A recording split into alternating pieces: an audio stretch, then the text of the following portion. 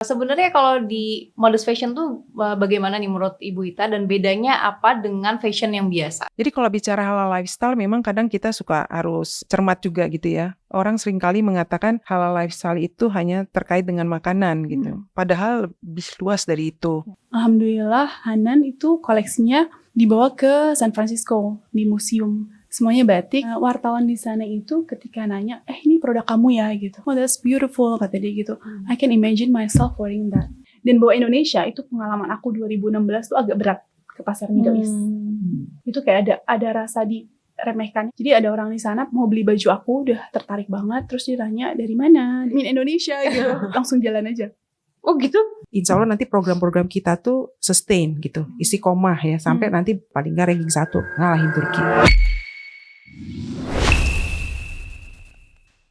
Assalamualaikum warahmatullahi wabarakatuh. Halo, long time no see. Udah berapa lama ngomong-ngomong aku off dari YouTube kita. Sekarang ini perdana setelah sekian lama, jangan pada senyum-senyum dong. Kok senyumnya pada kayak marah gitu loh. Ini lagi bulan Ramadan, kita harus happy-happy. Karena hari ini insya Allah kita bakal ngobrol-ngobrol sama 2 narasumber. Aku, nggak ada Shirin ya di sini ya. Yang insya Allah bisa membawa manfaat buat kita semua. Apalagi buat para pecinta fashion Indonesia. Nah, hari ini aku udah kedatangan Hanan. Assalamualaikum. Waalaikumsalam. Ada Ibu Ita juga. Nah, mungkin dari beberapa teman-teman udah pada tahu ya, tapi ini aku mau nyeritain lagi profil kedua narasumber kita hari ini. Jadi yang pertama ada Hanan Samlan ya. Hanan Panggilan Syamlan. Syamlan. Agak susah ya namanya. Allah, tapi namanya bagus banget loh. Hanan Syamlan. Nah, Hanan ini tuh seorang perancang busana Indonesia yang berasal dari Pekalongan, dan beliau ini mendirikan brand Hanan pada tahun 2009, udah lama banget ya, yang mengkhususkan diri dalam pembuatan busana pengantin dan koleksi couture. Nah, Hanan ini dikenal karena karyanya yang menggunakan batik dan mengangkat wastra Indonesia. Masya Allah. Kayak memang kalau dari jauh tuh kalau lihat baju Hanan tuh udah ciri khas gitu ya, Masya Allah. Ini Hanan gitu. Aku gitu loh, bisa loh. Bisa ya? Kalau kayak di mall gitu ada yang pakai baju kamu, aku tahu ini bajunya Hanan gitu. Berarti alhamdulillah brand DNA-nya udah kebentuk. Udah kebentuk, ya, Masya Allah. Alhamdulillah. Alhamdulillah. Nah, sekarang aku mau memperkenalkan nih, ada Ibu Ita Rulina yang maunya dipanggil Mbak. Iya dong. Kakak loh. Nah, beliau ini tuh Masya Allah, beliau ini adalah Direktur Departemen Ekonomi dan Keuangan Syariah Bank Indonesia. Gimana Ibu kabarnya? Alhamdulillah Mbak Kia. Masya Allah. Sehat, semangat. Alhamdulillah. Pada puasa semua ya, Masya Allah. Insya Allah. Oke, hari ini kita mau ngobrol-ngobrol aja nih yang ringan-ringan. Mungkin kalau misalnya pertanyaan yang berat-berat tuh udah sering ditanya sama wartawan ya. Nah, sekarang supaya beda nih, aku pengen flashback dulu sebelum Hanan terjun di dunia fashion. Oke, gini, waktu awal launching itu udah berhijab apa belum sih? Belum banget. Oh, jadi brandnya itu ada sebelum berhijab? Belum. Berhijab dari hati ya? Hah? Gimana nih? Inside outside. Iya kan? Kamu gitu juga nggak? Nggak ya? Aku ya enggak sih. Kalau ngomongin proses disuruh. Awalnya kan? disuruh. Iya. Kalau ngomongin berhijabnya dulu, aku dari SD emang kan sekolah Islam kan. Iya. Jadi ya pasti kita berhijab gitu di dalam sekolah gitu. Terus ini jadi cerita aku berhijab Gak sejarah. apa-apa ya. Gak apa-apa dong. Terus lanjut ke SMP itu aku masuk ke negeri. Terus happy kan, kayak yes gak berhijab gitu. Cuma aku pikir waduh. Astagfirullahaladzim jahiliyah ya. Terus. Jadi kayak yes keterima di negeri gitu, nggak harus berhijab nih gitu. Pas pengumuman keterima itu lagi liburan ini Bu, liburan semester kan, kenaikan gitu. Aku lagi liburan sama mamah di keluar kota gitu. Aku di Pekalongan tinggal. Jadi yang ngurusin administrasi sekolah apa itu babah, aku panggil babah ayah. Jadi dia teleponan, alhamdulillah keterima gitu. Oh ya alhamdulillah, Baba udah ini ya, Baba udah rapiin seragamnya juga ya, Baba ambil yang panjang kata dia gitu. Biar berhijab kata dia gitu. Oke kayak nggak bisa. Akhirnya nggak terjadi tuh kamu di negeri tetap pakai jilbab. Iya, jadi aku di satu Masya kelas Allah. di negeri. Dulu di negeri kayak belum banyak banget yang pakai hijab ya. Iya. Iya, angkatan aku juga satu kelas itu dari 35 siswa kalau nggak salah 4 orang yang berhijab termasuk aku. Jadi nggak, kayak kita ngelihat zaman hijab itu 2013, iya nggak sih betul. ya? Ya kan? Jadi ya di sekolah berhijab. Di sekolah Gagal nih, gagal. Alhamdulillah lo jaga. Iya kan? Terus. Cuman di luar enggak gitu. Oke. Jadi kalau datang les gitu nggak berhijab. Jadi temen juga agak bingung nih maunya apa sih? Lanjut SMA juga gitu juga. Jadi SMA-nya lanjut di SMA 1 waktu itu negeri juga. Jadi melanjutkan hijabnya di sekolah gitu. Di luarnya nggak berhijab. Terus berhijab dari hatinya itu 2013 kayaknya setelah nikah. Jauh setelah nikah. Aku nikah 2007. Pertama berhijabnya juga itu loh Kia, yang kayak cuman pakai pashmina disampirin dulu di leher gitu. Lengannya udah panjang, kayak pakai baju selalu udah panjang gitu. Ntar kalau misalnya lagi mood ya diangkat gitu sedikit. Itu namanya proses. Iya kan? Jadi aku lebih lebih organik juga gitu. Terus suami juga yang nggak terlalu nggak terlalu pushy gitu. Aku malah nanya sama suami nih, kalau aku berhijab gimana? Aku nanya gitu kan. Terus ya udah, kalau Hanan udah mantap kata dia gitu. Yang penting bukan lepas ya gitu. Lebih ngingetin ke situ. Terus kayak yang paling happy ayah aku sih kayaknya. Masya Allah. Bayang. Soalnya dia yang Iya benar, Masya Allah. jadi yang sering ngingetin untuk hijab dari zaman kecil lah gitu. Ayah sih lebih ke situ. Kalau mama kan lebih ngikutin anak perempuan, lebih ngejagain ada batasnya aja gitu, enggak. Lebih ngejagain gaulnya atau apa gitu. Kalau mama ke situ. Kalau babah lebih jagain auratnya gitu sih. Jadi mungkin kayak yang paling bahagia beliau. Masya Allah. Tapi artinya berarti waktu bikin brand, kamu pakai hijab dari sebelum udah mulai belajar tuh kan? Iya, jadi emang pakai baju ya sopan tetap, cuman nggak berhijab gitu. Aku kan masuk fashion school juga kan, ya kita tau lah fashion school tinggi banget, maksudnya pakaiannya bermacam-macam sekali gitu. Terus 2009 lulus dari fashion school, bikin brand. Sebelumnya aku magang dulu di Mel Ahyar dulu. Oh, iya. Jadi aku sempat di sana dulu. Tahun berapa di Mbak Mel? Mel itu 2008 ya? 2008 apa? 2000. Kalau 2011 mungkin ketemu kita, karena aku weddingnya bikin baju di Mbak Mel. Seru ya. Terus. Dari situ 2009 bikin brand. Brandnya juga masih bukan modest brand Bu. Jadi lebih konvensional. Terus kan anak fashion tuh idealismenya tinggi banget ya. Jadi kayak ada rasa pembuktian diri, aku bisa bikin macem-macem lah, bikin baju kayak ada kurungan ayamnya, ada apa yang gitu loh. Terus pakai bajunya, terus kan selalu ngeliatnya tren di luar gitu kan. Kayak aku suka kayak desainer Elisa Up gitu, terus kayak Valentino gitu kan. Jadi ya yang dibuat adalah baju-baju seperti itu yang lebih konvensional, maksudnya ada sleeveless, backless, dan dulu itu bahkan klien aku banyak yang non muslim juga gitu, karena bajunya juga kan bukan baju modest gitu. Terus 2013 waktu memutuskan untuk berhijab, nggak ada satu kayak waktu yang oke, berhijab gitu, nggak ada. Jadi kayak lebih organik gitu loh, kayak ya berproses lah gitu. Jadi brandnya pun garis tangannya mulai berubah gitu loh. Ngikutin apa yang lagi kamu lagi kamu lakuin pada saat itu nggak sih? Kayak kamu stylenya waktu itu udah mulai berhijab gitu kan. Jadi brandnya ngikutin gitu. Itu satu. Terus aku kan banyaknya tuh terima custom order kan. Banyak klien-klien, private klien gitu. Hanan aku bikinin ini dong tanpa lengan gitu. Aku kasih lengan sedikit kayaknya bagus deh. Gitu. Udah mulai ada khawatir ya. Iya kan, aku kayak takutnya ada rasa tanggung jawab gitu loh. Kayak kita ditutupin, orang dibuka gitu. Masya Allah. Nah ini kan tadi kamu bilang ada klien-klien yang memang udah dari sebelum kamu udah mulai ada pikiran khawatir kalau misalnya kita bikin baju yang terbuka gitu. Nah ada kekhawatiran gak tuh kehilangan klien-klien yang udah ngikutin dari awal? Khawatir? Enggak, alhamdulillahnya aku berhijab, banyak klien aku di momen itu juga berhijab.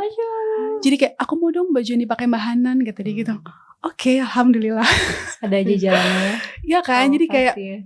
once kita arahnya lebih baik tuh kayaknya lebih gampang gitu. Aku ngerasanya kayak Allah lebih kasih pintu-pintu lain gitu, lebih banyak gitu. Aku ngerasanya gitu sih. Enggak. Dan rizki minallah kan. Maksudnya rezeki itu dari Allah gitu, enggak bukan serta merta usaha kita aja gitu kan sebetulnya. Masya Allah, tabarakallah. Masya Sangat Allah. menginspirasi itu. Makanya teman-teman semuanya jangan pernah khawatir ketika kita mau menjalankan sesuatu yang kita mengharapkan ridho Allah. Insya Allah pasti ada aja jalannya ya. Nah sekarang aku mau nanya-nanya nih sama Ibu Ita. Apa sih sebenarnya modest fashion itu? Menurut Ibu Ita, secara kan selama ini aku juga beberapa kali sebenarnya kerja sama juga kan, pernah mengisi waktu itu acara-acara Bank Indonesia yang sangat menurut aku tuh peduli banget gitu loh sama ekonomi kreatif kita. Nah sebenarnya kalau di modest fashion tuh bagaimana nih menurut Ibu Ita dan bedanya apa dengan fashion yang biasa? Ya. Jadi kalau modest fashion secara umum biasanya orang lebih kenal sebagai fashion yang tertutup. Tapi kalau kita lihat dari kacamata industri halal, maka bisa diperluas lagi artinya. Kalau industri halal mungkin kita bisa menggunakan terminologi bahwa modest fashion itu adalah suatu fashion yang menutupi aurat. Tapi di dalam konsepnya Bank Indonesia sendiri nggak cuma menutup saja, tapi juga termasuk ada unsur sustainability di situ, ada unsur inklusivitas di situ, jadi agak lengkap lah gitu. Ya. Nah beda dengan fashion yang biasa. Kalau kita kenal mungkin kalau fashion biasa tuh fast fashion gitu ya, kita beli yang ya macam-macam gitu ya, murah meriah, banyak cepet, tapi kemudian ganti lagi gitu. Nah kalau modest fashion kita mengharapkan ini akan lebih long lasting, karena biasanya desain-desain yang dibuat itu memang jauh lebih indah gitu, lebih dalam, ada narasinya gitu. Contohnya baju yang dipakai Mbak Hanan gitu. Sama yang dipakai Bu Ita hari ini. Oh iya, sama dengan aku. Ini dibuatin khusus buat Bu Ita. Oh no. Bu Ita ini Hanan Woman, jadi Hanan Woman. pelanggan. Oh jadi panggilan sayang untuk customernya Hanan Hanan Woman gitu? Iya dong. Oh gitu. Hanan Woman Ibu. Enggak tahu, baru tahu. Masya Allah. Dan ini ngelihat desainer busana muslim atau brand fashion muslim yang makin populer, makin banyak khususnya di Indonesia ini. Nah ini gimana sih sebenarnya perkembangan modest fashion kita menurut Bu Ita sendiri?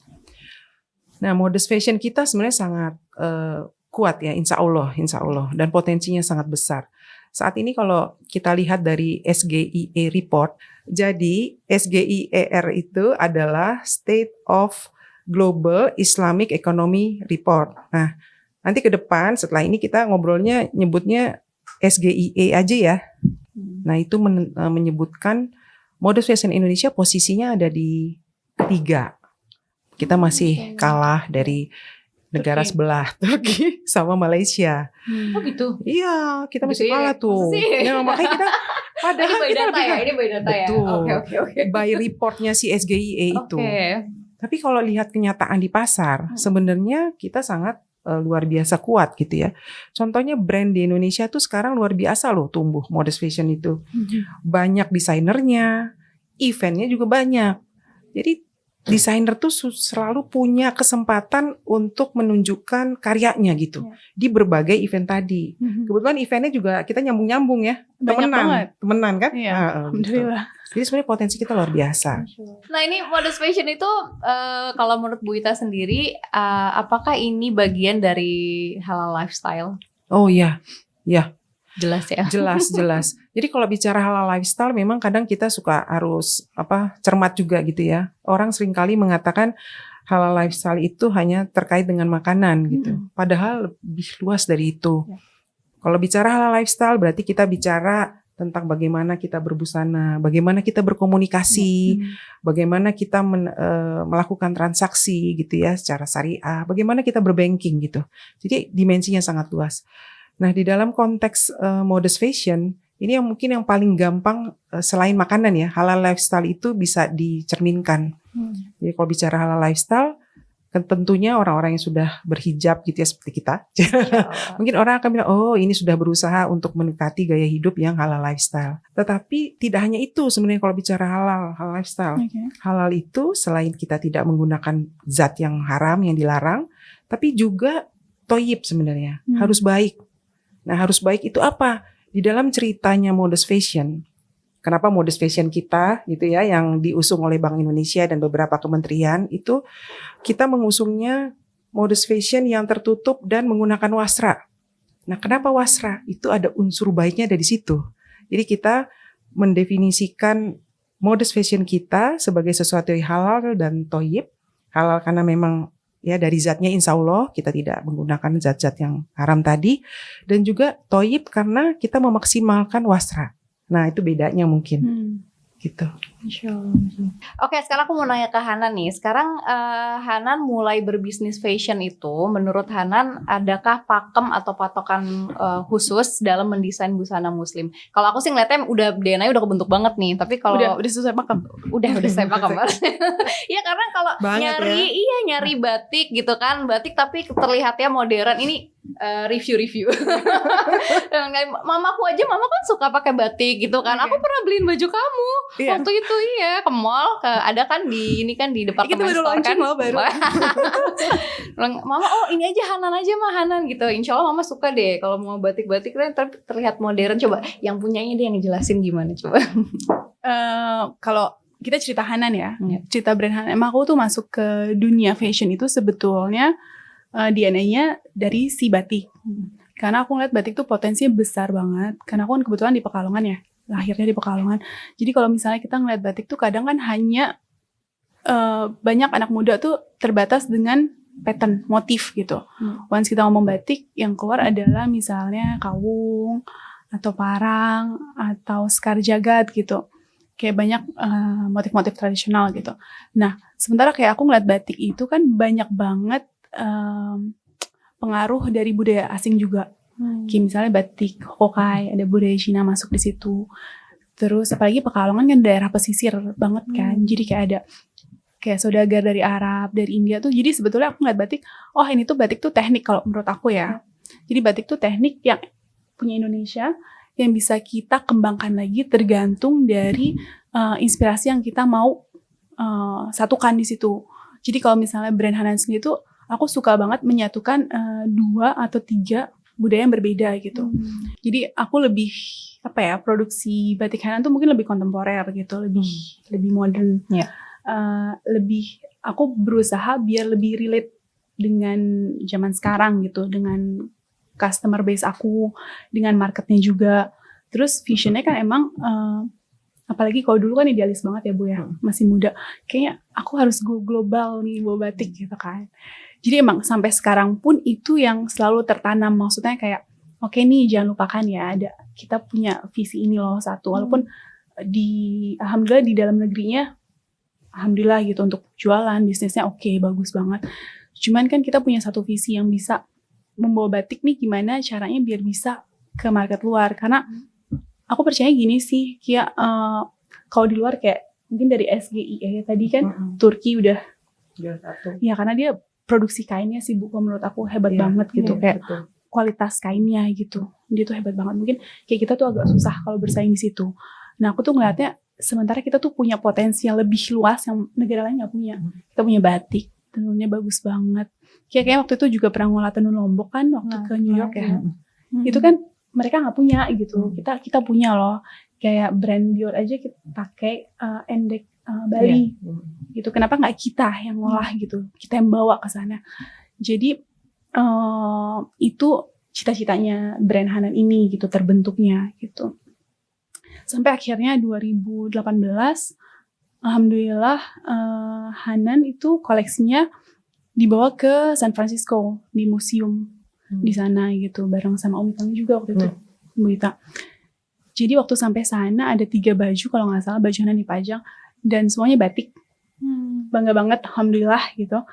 Semuanya batik dan wartawan di sana itu ketika nanya, ini produk kamu ya gitu.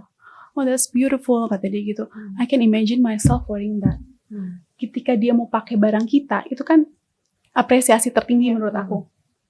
karena pakaian yang kita buat, kreasi kita tuh mau dipakai sama mereka. Padahal mereka nggak ngerti ini loh artinya apa gitu.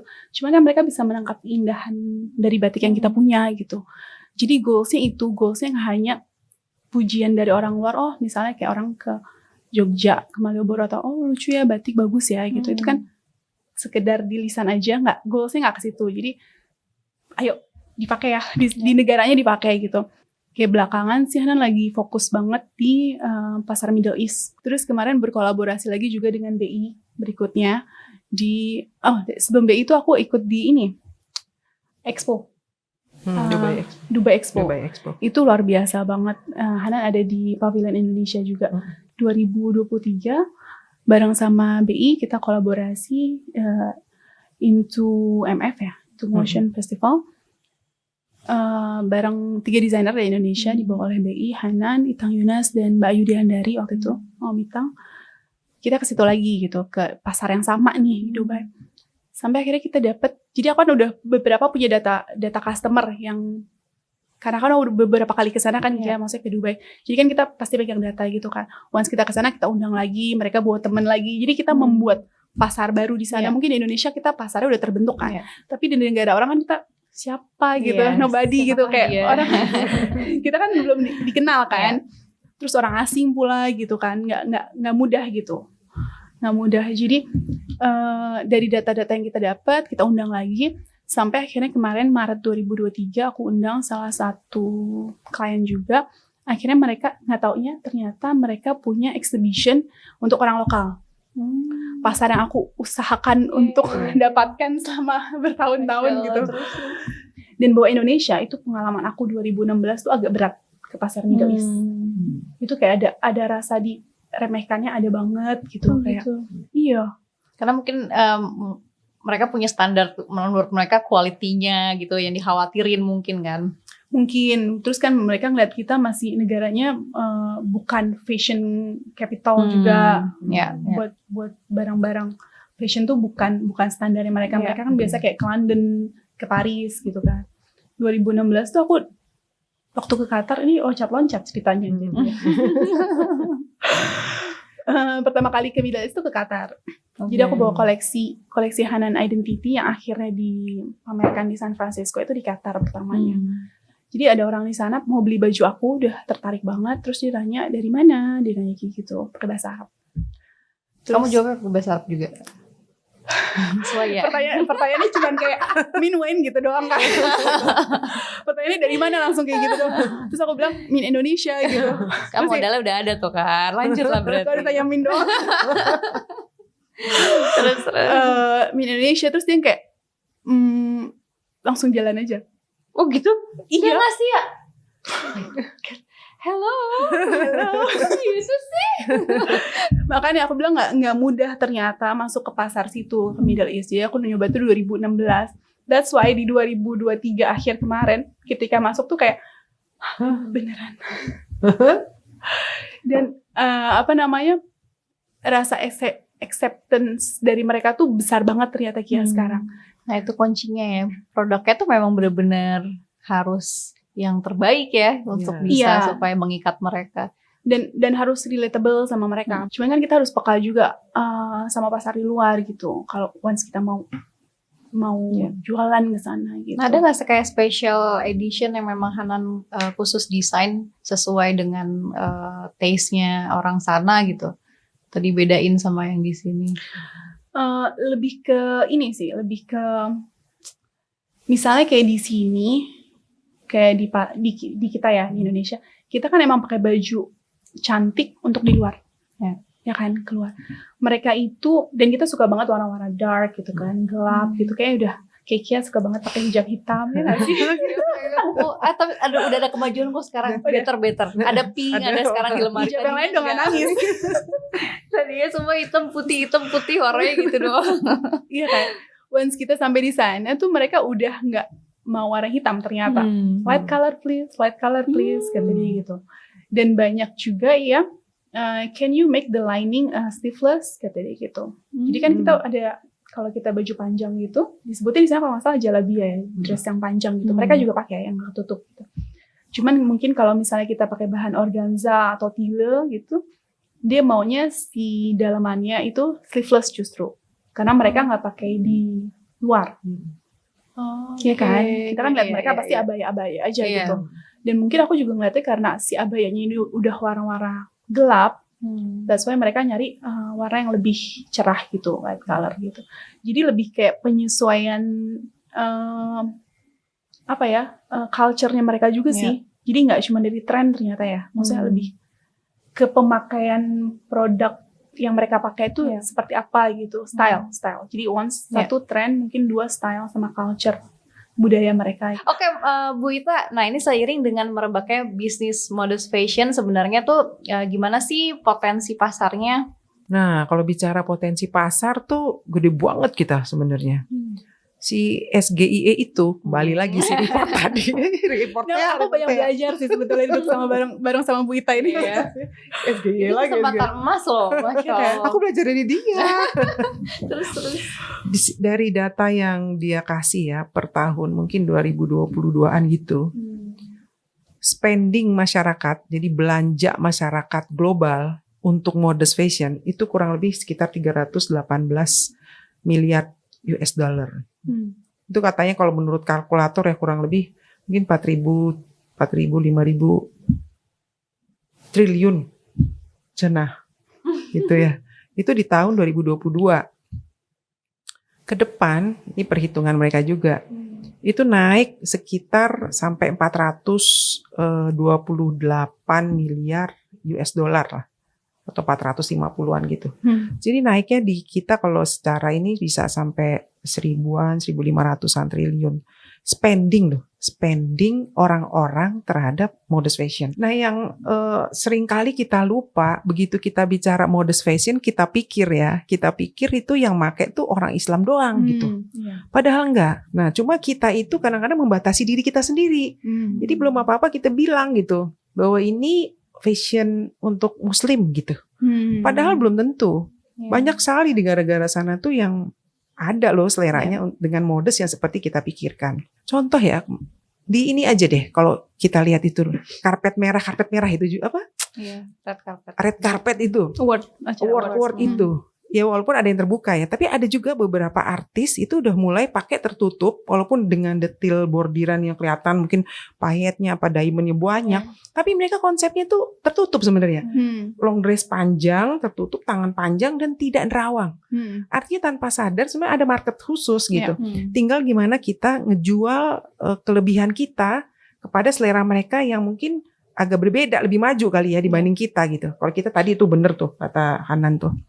Bajunya kalau misalnya bicara batik ya kenalnya saung apa kaung salah Parang ngomong. nggak apa-apa. Parang terus apa gitu ya, padahal kalau bicara batik makanya aku tiba-tiba naksir gitu, jatuh cinta sama Hana. Dia bisa membawakan sesuatu yang sangat ibaratnya very traditional yang kita orang awam nggak ngerti itu makna batiknya apa gitu ya, dan kita juga nggak ngerti itu indah apa enggak. Tiba-tiba di tangan Hanan yang dia sebut batik itu tiba-tiba suddenly cantik, dan saya yang orang awam terhadap fashion sangat menikmati dan nyaman. Oke, next question. Ini tadi kan disebutin bahwa perkembangan modest fashion Indonesia itu merupakan sinergi berbagai pihak. Jadi ada perannya Bank Indonesia sendiri itu dalam mengembangkan modest fashion itu seperti apa sih Bu? Nah, Bank Indonesia tuh serius kalau ngembangin kayak gini-gini tuh. Dan kita nggak sendiri sebenarnya. Kita gandengan tangan sama Kemenkop UKM, sama Keparekraf. Terus kita juga gandengan tangan dengan asosiasi ya, dengan IFC, asosiasi lain gitu. Dan juga dengan penggiat-penggiat di sektor modest fashion ini. Contohnya kan kayak dulu pendirinya majalah Nur tuh, Butila gitu ya. Dia ngajarin kita gitu baiknya gimana gitu. Jadi karena kita punya temen banyak yang ternyata girohnya sama untuk memajukan modest fashion. Dan modest fashionnya tuh pengennya gini. Pengennya kita. Ini mah arahan Wapres juga sih. Kalau orang-orang pada bicara bicara modest fashion, maka harusnya ingetnya Indonesia. Jangan bicara modest fashion ingetnya Turki, ingetnya Malaysia. Jangan gitu. Kita pengennya nyalip. Nah, untuk nyalip itu memang yang kita perlukan adalah sinergi dengan berbagai pihak tadi. Nah, khusus Bank Indonesia, kita tuh punya program yang namanya IKRA. IKRA itu Industri Kreatif Syariah Indonesia. Nah, di dalam IKRA, khususnya yang sektor modest fashion, itu akan ada proses kita milih, kita mengkurasi teman-teman desainer, dan kemudian yang menang-menang ini desainer nanti akan dilombakan di fashion design yang gitu deh, muda-muda gitu ya. Pakai bahasa Inggris sih, jadi aku agak lupa tuh nama eventnya. Nah, yang menang ini nanti akan dibawa ke Jakarta, kita pamerkan, kita peragakan mereka di event yang namanya INTO-MF, Indonesia International Modest Fashion Festival. Nah, INTO-MF ini memang program Bank Indonesia dengan stakeholder tadi yang udah tahun kedua ya. Tahun kedua, tahun 2023, tahun kedua. Tahun pertama 2022. Kita baru rebranding lah ibaratnya gitu. Dan alhamdulillah dengan program kita itu tadi ya punya IKRA. Jadi IKRA itu kita dampingin, kita kurasi teman-teman desainer. Dan kita dorong giroh mereka untuk menggunakan wasra. Kalau bicara tertutupnya udah banyak. Teman-teman desainer tuh udah wah luar biasa, di luar kepala deh gitu. Bahwa desain harus begini, tidak ketat segala macam, tertutup gitu. Oke. Tapi begitu kita ajak untuk menggunakan yuk pakai wasra, ternyata tantangannya luar biasa gitu. Nah, padahal wasra ini tadi menambah nilai halal, menjadi baik, menjadi thayyib. Kenapa? Karena kalau begitu kita pakai wasra, tanpa sadar kita itu turut memperkaya ibu-ibu penenun yang di pojok-pojok pelosok sana yang sebenarnya daya belinya tuh nggak seperti di kota-kota. Jadi kita itu menaikkan demand, permintaan si penenun, pembatik di berbagai wilayah Indonesia sehingga jualannya laku. Kalau mereka cuma jualan kayak yang udah jadi sekarang kan kain, selendang. Yang pakai siapa? Yang paling memakai Indonesia dikit lah. Siapa yang mirip-mirip memakai kayak gitu tuh? Paling India. Jadi lebih banyak ini ya, kebermanfaatan iya. Gitu. Setelah itu kita punya event yang namanya INTO-MF. INTO-MF tadi barengan dengan beberapa ini KL gitu. Dan di INTO-MF di tahun lalu itu kita mengundang sekitar 178 desainer. Kita punya event slot 18 slot kita hadirkan dalam 5 hari. 1 hari bisa 4 slot. Kemudian total desainernya 178, 10-nya dari asing. Dan 10 dari asing ini salah satu dari Amerika loh, Summer Albarka. Nah, Summer Albarka itu dia memang bawain baju-baju modest fashion gitu ya. Tapi ini baru tahap pertama. Nah, kedepannya nanti kita mau sentil dia gitu, kita kilik-kilik supaya yuk coba deh kalau pakai wasra kamu bisa berkreativitas seperti apa. Ini bukannya kita mau menciptakan persaingan ya, tapi akan lebih baik ya jika modest fashion itu juga tidak hanya digaungkan oleh kita, tapi juga di sana. Dan setiap ada mereka ingin belajar, ya tentu harus ke Indonesia. Jadi mau nggak mau nanti target tadi tuh yang modest fashion bisa jadi Indonesia bisa menjadi kiblat modest fashion, insya Allah akan cepat tercapai gitu. Jadi program kita, alhamdulillah lengkap dan kita istiqomah di situ. Oke. Ini kan dalam laporan Indonesia Halal Markets 2021-2022, eksportir pakaian dan aksesoris terbesar di negara-negara OKI, alias Organisasi Kerjasama Islam, itu justru datangnya itu dari Cina. Nah, gimana menurut Bu Ita kita bisa bersaing? Harus bisa. Iya, aku juga langsung tapi alhamdulillah aku udah semuanya 100% Indonesia sekarang. Alhamdulillah. Aku senang. Alhamdulillah. Ini kayaknya aku harus mengunjungi ininya store-nya. Oke, gimana kalau dari Ibu Ita sendiri bagaimana? Tadi yang Cina itu ya. Memang mungkin Cina itu jadi eksportir terbesar. Tapi kalau dari SGIE, balik lagi nih SGIE. Kita tuh urutan ketiga. Mereka tuh ketujuh loh. Iya. Iya, jauh kan untuk modest fashion lumayan loh. Naik ke ranking kita tuh mungkin agak sulit juga karena kita bicara modest fashion. Nah, gimana kita ngalahin dia? Kita punya kekuatan yang sangat besar. Yang pertama tadi ya ranking kita udah di situ, jadi kita nggak terlalu lompatnya tuh harusnya nggak dari bawah-bawah banget lah, udah di tengah itu. Pasti si SGIE saat menentukan Indonesia jadi ketiga, dia udah ngelihat berbagai aspek kan, dan kemudian Cina di 7, berarti dia udah lihat semuanya. Berarti di mata internasional Indonesia udah punya modal. Nah, itu kekuatan kita. Yang kedua, desainer kita itu banyak loh sekarang. Luar biasa lahir. Desainer modest fashion ya. Ini sesuatu yang harus kita syukuri. Selain desainernya nambah, eventnya juga nambah. Jadi into MF tadi ya. Terus ada MUFES, Muslim Festival. Kemudian ada JMFW yang punyanya Kementerian Perdagangan. Artinya berbagai kegiatan juga udah rame gitu. Jadi itu bisa menjadi outlet si desainer. Bayangkan tuh kayak snowball. Ya kan? 1 kali puter, nanti 2 kali puter, 3 kali puter, lama-lama gede-gede gitu. Nah, insya Allah ini kekuatan kita untuk lawan Cina. Yang ketiga, kita punya wasra. Tadi tuh ada batik, ada tenun, ada songket, banyak sekali gitu.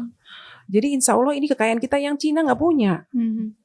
Dan yang keempat, yang juga penting, kita punya Bank Indonesia dan KL lainnya seperti Kementerian Koperasi, Kementerian Parekraf, Kementerian Perdagangan yang kompak, solid dengan asosiasi ya, dengan berbagai asosiasi, dengan berbagai penggiat lainnya untuk terus-menerus memajukan modest fashion. Insya Allah nanti program-program kita tuh sustain gitu, istiqomah ya, sampai nanti kita bisa mencapai benar-benar jadi paling nggak ranking 1, ngalahin Turki.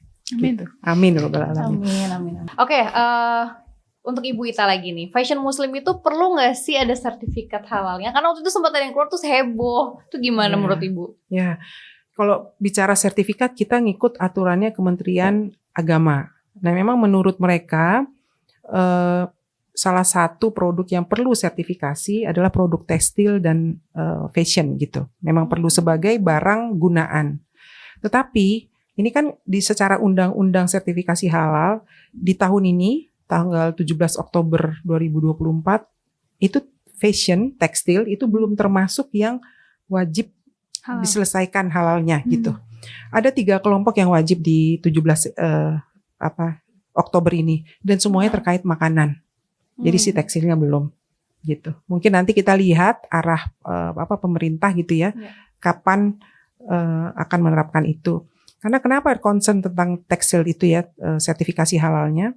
Karena secara tekstil, secara fashion sebenarnya perlu kita jaga adalah tidak menggunakan materi dari yang non halal tadi atau haram dan proses produksinya. Jadi jangan sampai nyerempet gitu.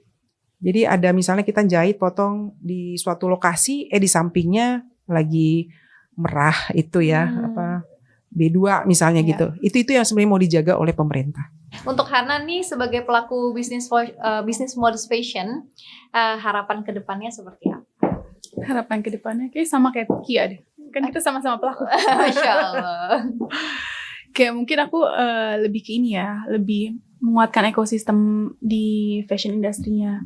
Jadi dari hulu ke hilirnya, kayak tadi misalnya ketersediaan bahan baku, terus prosesnya, terus ketersediaan SDM-nya juga, terus kita harus bisa jadi tuan rumah dulu di negeri sendiri. Tadi kan menurut data masih banyak banget nih gitu PR-nya kan, di dalam negeri juga masih banyak yang bisa kita garap gitu. Itu satu sih buat menyelesaikan atau menjadi tuan rumah di negeri sendiri itu satu.